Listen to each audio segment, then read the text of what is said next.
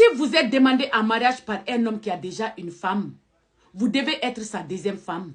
De grâce, réfléchissez avant d'accepter.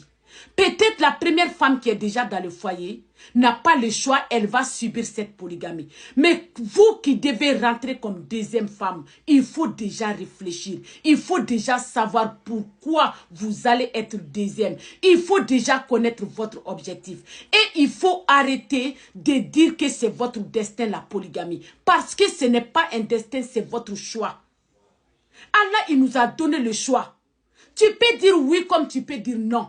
Si tu acceptes la polygamie, il ne faut plus dire que c'est ton destin. Parce qu'il y a des filles qui disent que moi je suis demandée en mariage que par des hommes qui sont mariés. Peut-être la polygamie c'est mon destin. Non, ce n'est pas ton destin. C'est un choix. Tu as le droit de dire oui et tu as le droit de dire non.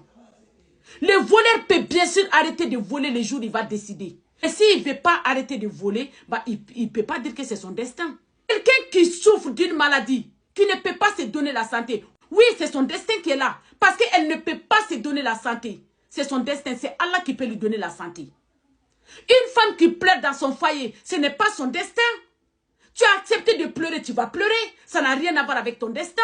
Tu peux faire une solution pour arrêter de pleurer. Mais si toi-même tu acceptes de pleurer et tu vas te dire que c'est ton destin, je suis désolée. Arrêtez de confondre le choix et le destin.